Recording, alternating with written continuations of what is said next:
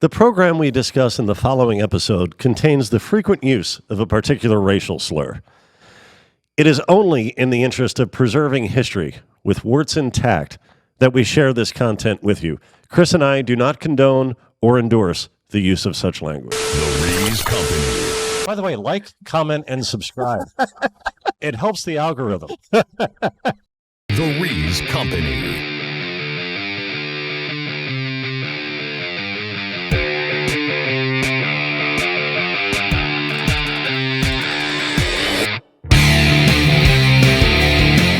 Crack open a tepid Genesee and watch the pictures as they travel through your neighbor's Wi-Fi. It's the Rees Company. I'm Steve Rees, the bull of American broadcasting, alongside the great Chris Morganti. How are you this week, Chris? I'm good. How are you? I'm all right. We had kind of an interesting pre-show interaction.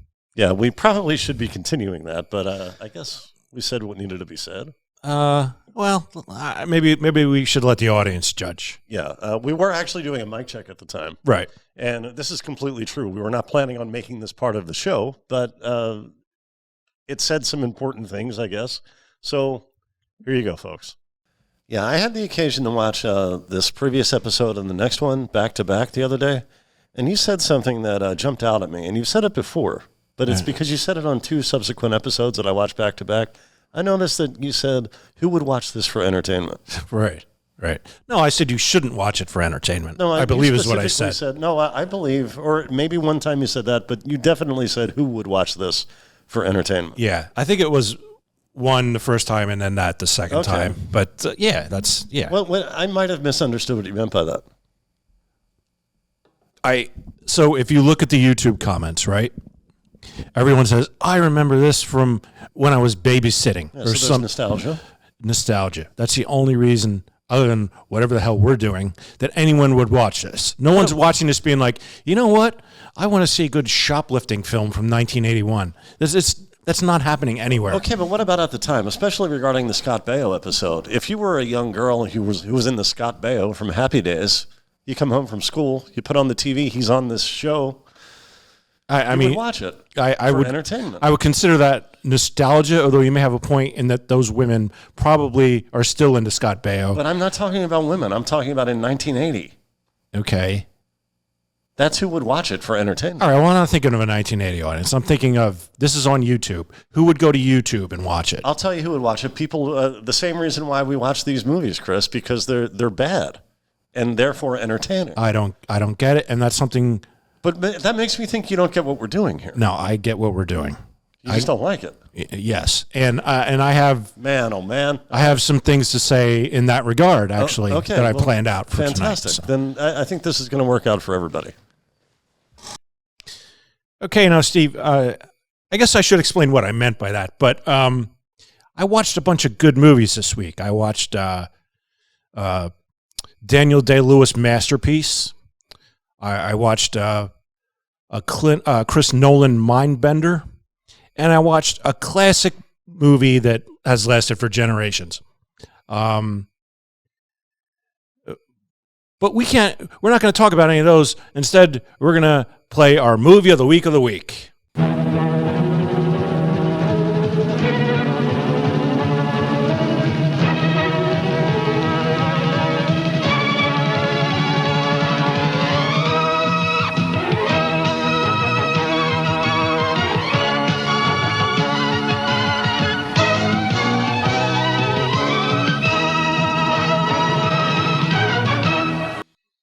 All right, the movie of the week this week is called Portrait of a Teenage Shoplifter. Yes, it is. And Steve, I don't mean to interrupt, but just to clarify what I said earlier, I will be recommending at least one of those movies for everyone to watch after we do our movie of the week. Okay. So stay tuned, and we'll discuss those movies a little bit, but let's not lose focus of what's most important. Okay, well, Portrait of a Teenage Shoplifter aired on December 1st, 1981 on CBS.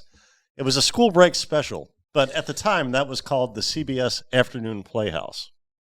So this is the same as what we watched last week. It was a Schoolbreak Special. 2 weeks ago, yes. Well, okay, 2 weeks ago, yeah. It stars a gal called Maureen Teevee as the titular shoplifter. Okay. Now, her name in this is Karen. No.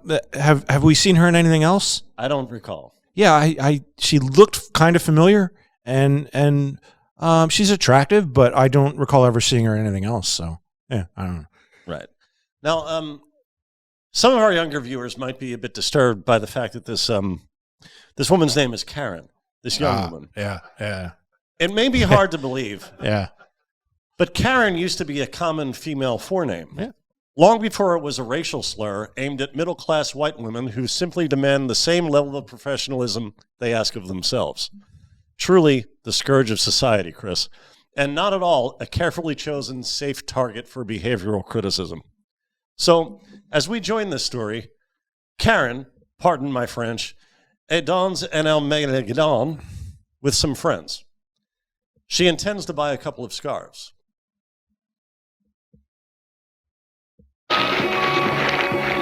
Oh no! I don't have enough money! Why does everything have to cost so much? Don't look at me, I'm broke. Well, I only have enough for these. Karen, just put one back.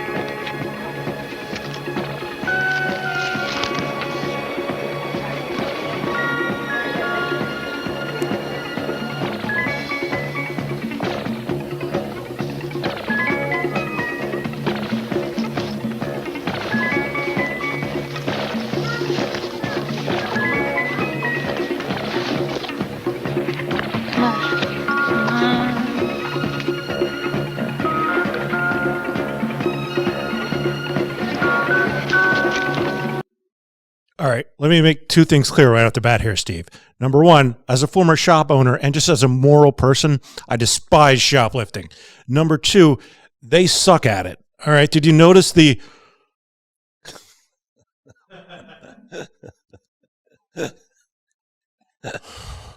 Well, I won't be purchasing any merchandise today because these aren't up to my standards, so I'm just going to leave without any merchandise. Sorry to interrupt. A very broad, very silent film. Yeah. Yeah. A very Charlie Chaplin-esque shoplifting. It's there. for the stage, and they need the people in the rafters to be able to see what's occurring. So we see here that Karen, she consents to this caper. Now, I would have imagined when I was a boy that moment is a huge moral turning point in one's life. Similar to taking drugs, once you've done that, you've crossed a line that will stain your existence into the next life, making you undeserving of any happiness or success. I don't think most people view it that way, Steve. But Well, that's the way I did. Yeah. And you say most people wouldn't view it that way? Well, certainly not Karen Two Scarves over here. She likes a kid called Pete. He's a star basketball. Well, everyone likes a kid called Pete. He's the dreamboat of the high school. Yes. The star of the basketball team. Indeed. And he's played by Alan Fawcett. All right. Now, he looked familiar, but I couldn't.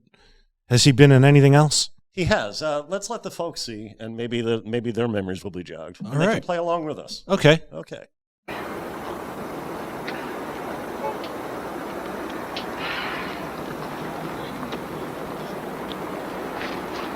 Hiya. Hi. Have you ladies met my girlfriend? Bridget, I would like you to meet Karen, Trish, and Becky. Hi, Bridge. It's nice to meet you. She's really cute. How about a ride? Sure, but Just down the street. okay. Yeah. Now, I don't know if the folks turned over any memories for the Nope. folks at home. No. Or wherever they are. Alan Fawcett, I remember him from one thing. A few years after this, he began hosting a game show Okay. called Putting on the Hits. Oh. Okay. And it was a lip-singing contest. My cousin was actually on that show. Oh, really? Yeah. Do you know the number that he or she performed? It was Madonna. I don't remember which song. No. Now, a successful entrant? How do you define that?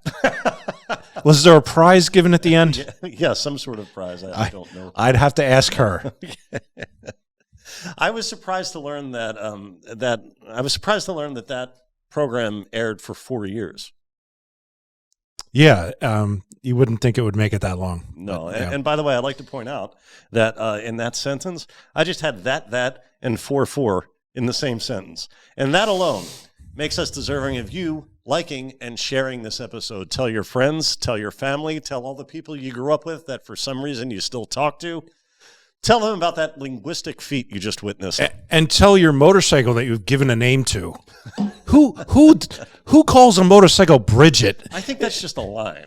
It should be something like Death from Above if you're going to name your motorcycle. I think that's just his entree to interact with the ladies. I would hope he's not actually talking to his motorcycle. But if you are, ask them to like, comment, and subscribe. So sometime during that brief motorcycle ride to the end of the school driveway, Pete, that's Alan Fawcett's character, he asks Karen out on a date, and she's delighted. They go to an arcade. Yeah. Yeah, let's take a look. I need another one. Well, that's it. I'll get more quarters. Are you addicted? It's your fault. You're the one who brought me.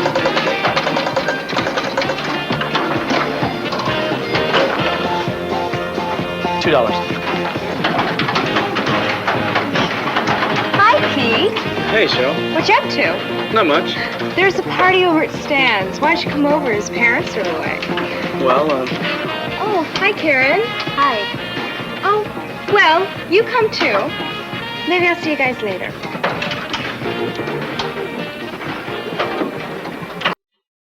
Yeah. Yep. They're on a date. Yeah. She asks him, what are you up to? Oh, nothing much. Yeah. That's not very complimentary to Karen. No. Yeah, Pete's popularity makes Karen insecure. And she discusses this with her friends. And they reassure her that it's very possible that Pete only wants her. That she's the only one he may be interested in. Yeah, but that other girl we saw was on 2 separate occasions. She practically gives him a lap dance in the school hallway. Right. So, Right. Well, then Karen and her friends, they change the subject.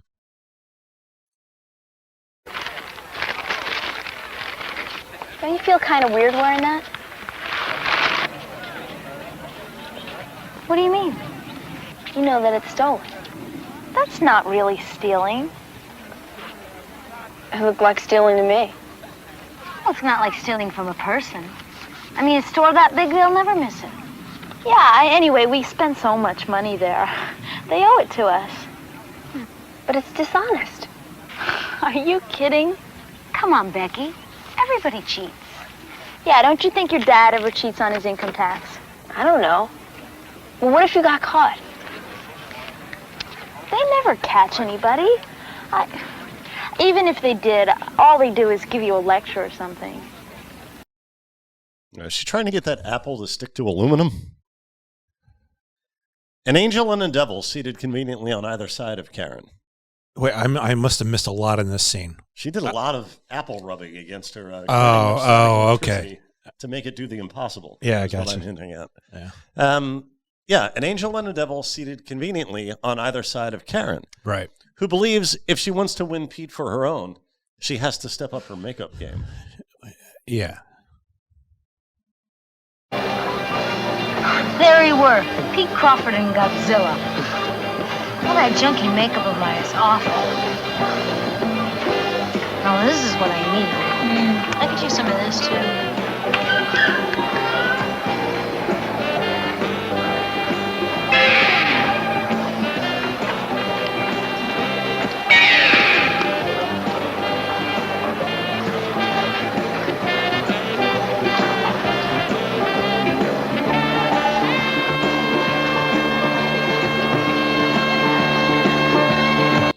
Yeah, again with the facial expressions. Yeah. Are we going to see the security guard that scene next? yes. Okay. All right. I just want to make sure. We're going to see. All right. So Karen, she has a sister named Alice. And Alice is suspicious of Karen's growing wardrobe. Right. They've had to put an addition on the house. Yeah. Yeah. Here, we see her and her parents around the dinner table as talk turns toward Karen's lack of ambition. Let's not have any broken bones in this family. Listen, Karen, I don't mind you having a good time within reason, but I have a feeling that if you spend less time on makeup and clothing and Pete and a little more time on your schoolwork, your grades would be a little better, don't you think? I passed everything. Barely. You really have to start thinking about college, Karen. Your grades this year will count more than ever. It's not enough just to pass. Good schools are so difficult to get into. You don't want to hurt your chances for getting... No matter what I do, it's not good enough. Yeah, that's precisely what they're saying. Yes. That's the point being made Yes, here, Karen. yes. If Why you're- are you angry? Yeah. If you're barely passing your classes in 11th grade, you're not going to college. It's time to seek alternative careers. Yeah, she's not putting enough effort into the things that will affect her in the long term. So that other gal we saw at the arcade who was interested in Pete, her name is Cheryl. And Karen overhears the two of them in the school corridor as they plan a date. Now, have we seen Cheryl anywhere else before? Nowhere but the arcade so far. No, I mean the actress. Oh, the actress? I'm not sure. I didn't recognize any of the names in this but Alan Fawcett. Right. Yeah. So the whole overhearing of Cheryl and Pete planning their date, this naturally upsets Karen. And Bridget.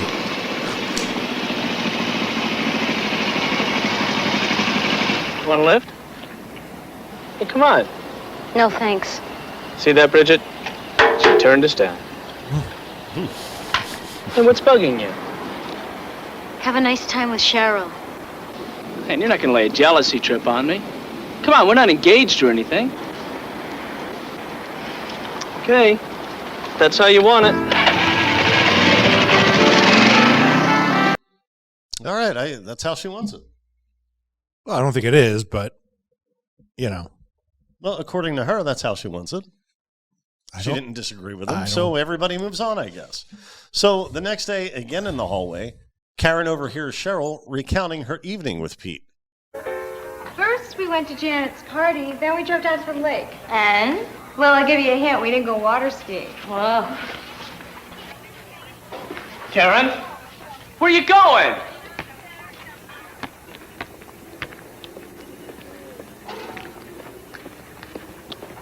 Hey, Karen, I really have to talk to you. And I really have to get home. Look, it's important. Come on, don't be that way. How am I supposed to be?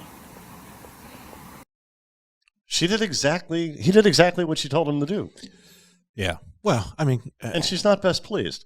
Yeah. Well, you've been in a relationship with a woman before. I know, Steve. So I don't know. I don't know why you're feigning surprise of any of this happening. But Well, this seems to be recurring behavior with her. We'll see some more of this. All right. Coming up shortly. So Pete takes her on a motorcycle ride, and the two do reconcile. So now it's back to the mall, perhaps in celebration, where Karen and her friend are looking at what some folks might assume I call dungarees, but I don't. I call them jeans. Just do it like I told you.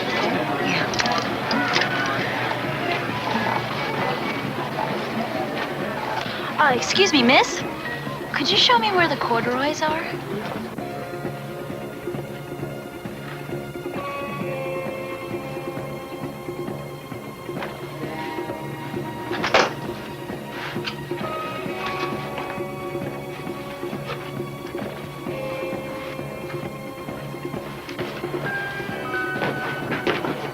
Take the old jeans, put them in the rafters.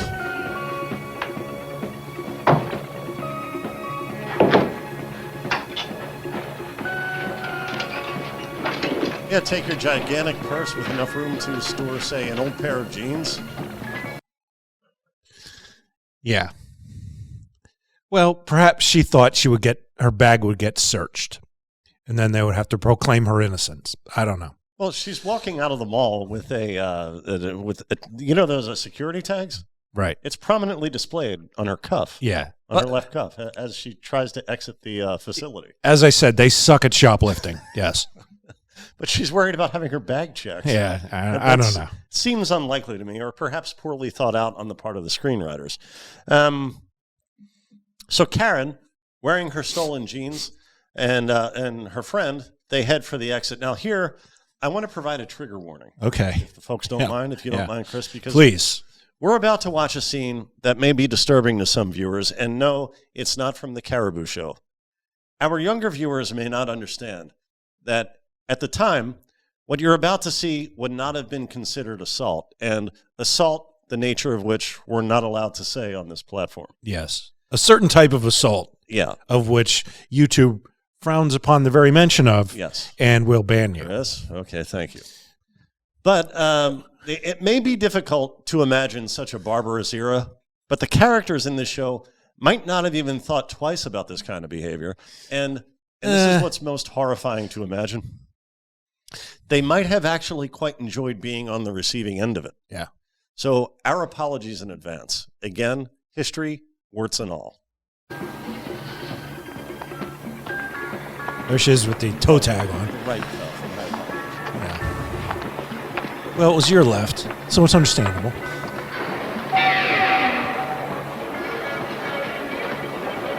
What's wrong? There's a tag on my cuff. I'm gonna go back. No, you can't. It's too late. All right, just follow me. Go.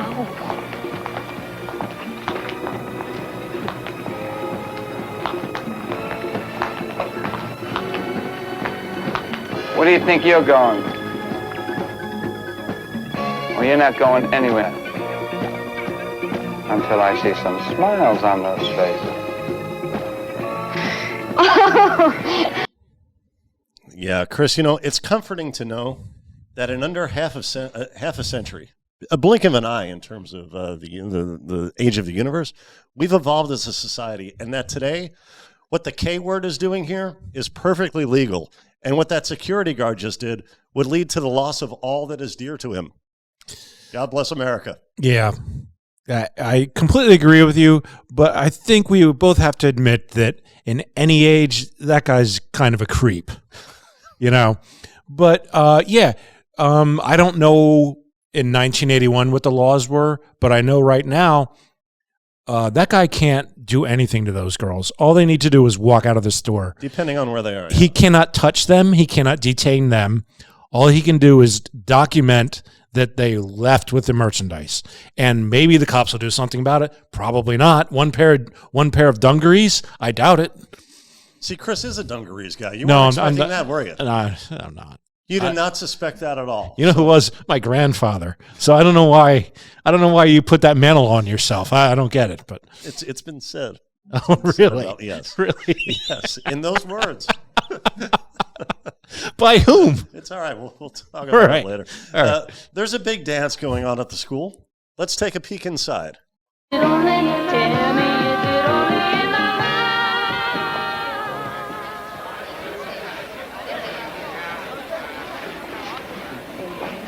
to dance? It's okay. Yeah. You think Pete's going to fall for that one again? Yeah. He does, of course, and Miss K storms off. And when the next song is over, Pete finds her outside, and they have a little tete-a-tete. If you didn't want me to dance with her, then why didn't you say it was okay? It was the way you were dancing. How was I supposed to dance? You know what I mean. No, I don't. She was practically taking your clothes off. Look, what was I supposed to do? Just leave her there? Yes.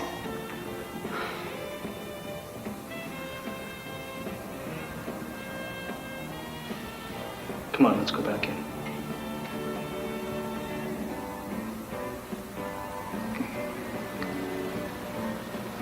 I don't want to go back in there. Okay, does that mean you want to go back in there? I never know with you. Yeah. Yeah, she's a handful. Yeah. Yeah. Well, she invites Pete to her home, where Karen does all she can to avoid romance. Why don't you take your jacket off? Should I put more jackets on? When are your parents coming back? In a couple hours. They took Alice to the movies.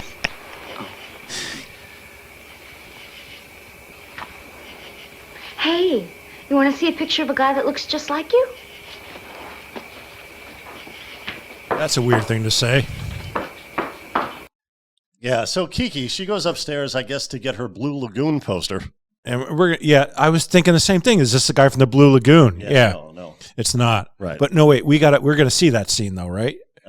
We have to. Where he follows Jim, go back to the end of that last clip and then play what follows, please. Okay, we can do that right from there. Yeah. 3452. And we'll see. I didn't think to clip this. I didn't think you'd be interested. This is a bit long, but I believe it's necessary to understand the narrative.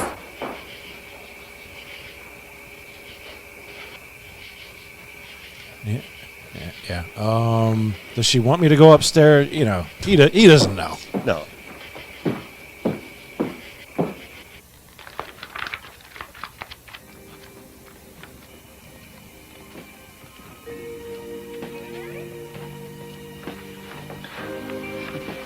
Here it is. Are you kidding? He looks like a munchkin. No, he doesn't. He looks terrific. Well, he doesn't turn me. Oh, please. Okay.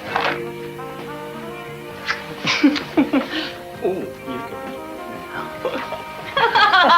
God.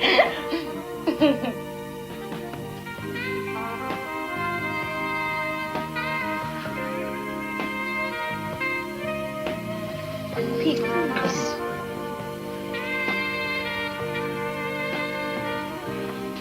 Pete, don't.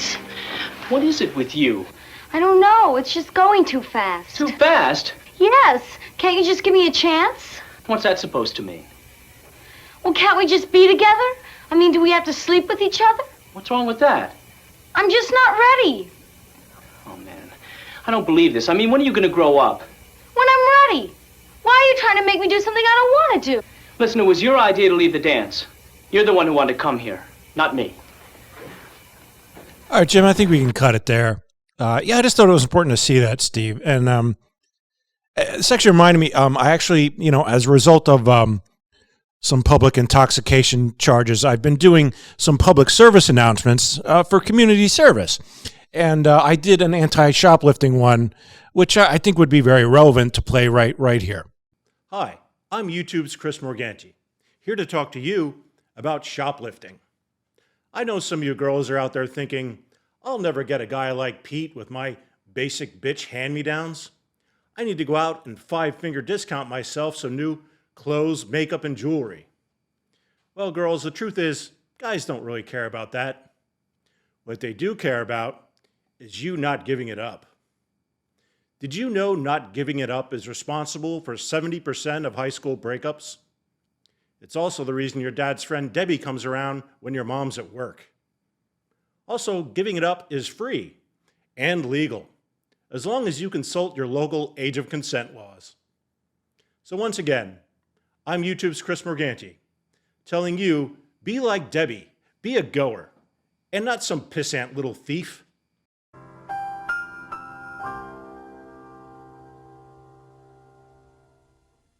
Well, now you know. There you have it.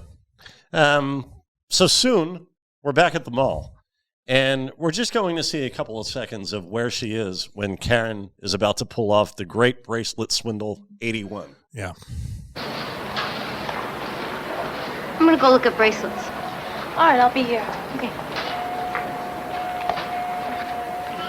Did you see the things down in here? This tray there.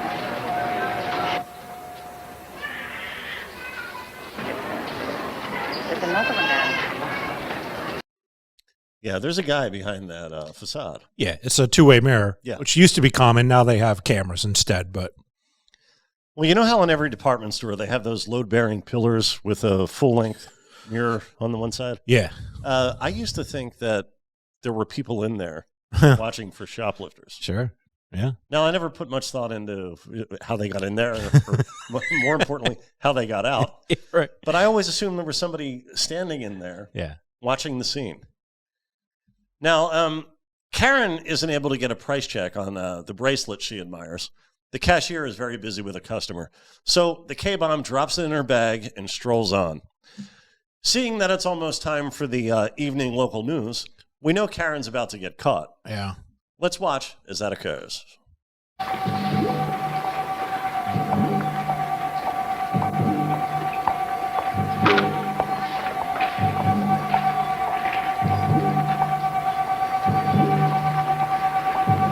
Once again, terrible at shoplifting. Look at the expression on her face. Keep it together, man. All right there.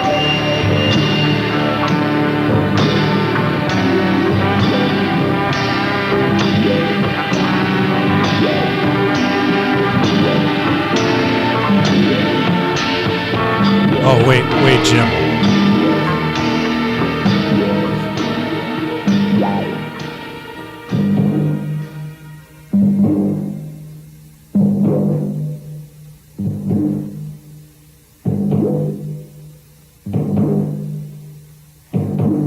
We're gonna have to strip search you. I want you to take What? everything off. Yeah, they're already setting they're already setting up the sequel that's going to air on Cinemax. That's not a thing that happens. I guess to make sure she hasn't stolen any additional merchandise in an unconventional way. They call it cornholing. Okay. Yeah. In law enforcement?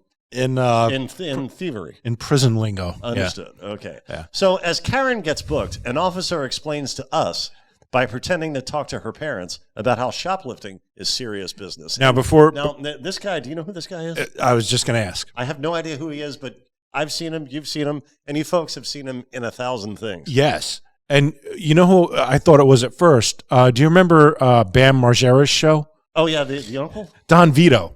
I thought it was Don Vito. I'm like, I don't think he ever did any acting.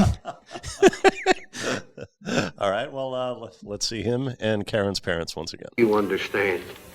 Your daughter's been arrested. Must be something we can do. I mean, kids do these kinds of things all the time. Mrs. Hughes, your daughter committed a crime. And your son stomps on Sergeant, my daughter is not a criminal. She's not a murderer or a bank robber. She was just shoplifting. Just shoplifting. Shoplifting is the biggest monetary crime in this country. $16 billion a year. That's real crime. Bank robberies are dropping the bucket compared to that. Okay, now that's our final clip, Chris. Yeah, I mean, and I'd like to play a little bit more after that. But Jim, if you could pull up the end credits. But yeah, only like 5 to 10% of shoplifters are ever prosecuted. And if you think it's a victimless crime and it doesn't affect you, the prices of everything you buy is affected by it. It's a crime that really harms all of humanity. And frankly, you're just being I'm not gonna. You can say it. Yeah, you're being whatever word you want to ascribe to it. It's just, I despise it. You know what the penalty for stealing something above 5 shillings was in 18th century England? And I know that's a weird question that I would not expect you to have the answer to. It was the death. You would be 5 shillings. You would get the death penalty, and to put that's like less than $50 in modern U.S. Currency.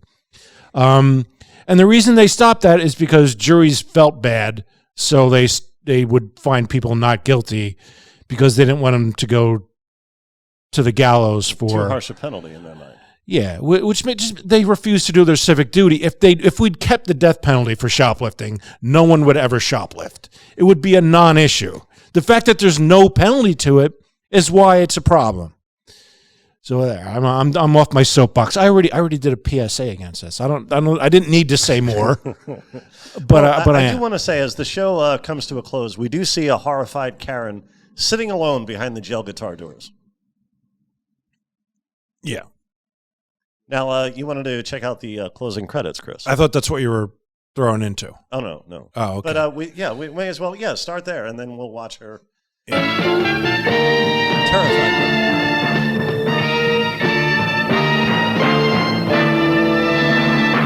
All right, well, that was only the end, but it's very upbeat. Oh, here it is.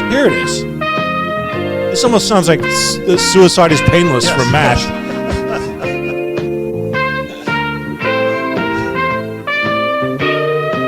Or Too Close for Comfort. It's a sitcom theme song that they threw while this lady is sitting in a jail cell about to get strip searched.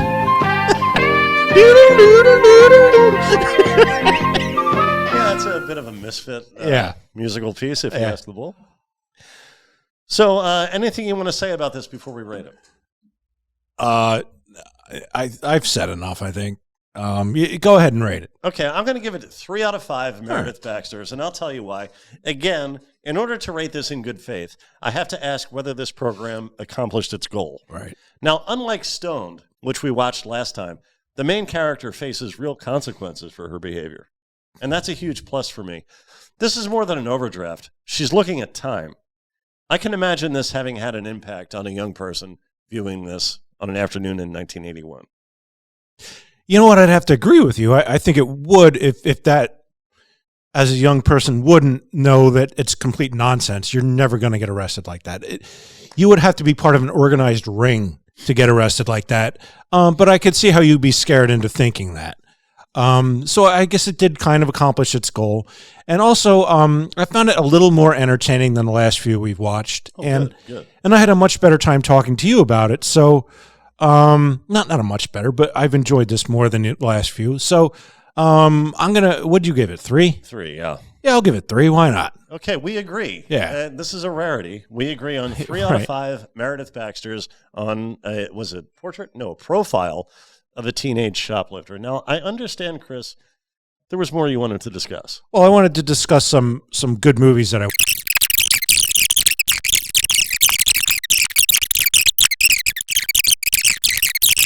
Al Pacino playing a rogue cop. I don't know. I'm not articulating this well.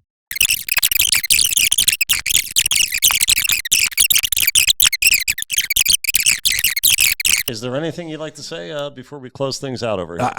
I've talked way more than I normally talk on this show, and I'm ready to be done. All right. Well, in that case, I think we did it. Thank you so much, Chris Morgani, Jim Corhan. I'm Steve Rees. Oski Wiwi. Oski Wawa. Tigers. Tigers. Eat 'em raw. We did it, sir.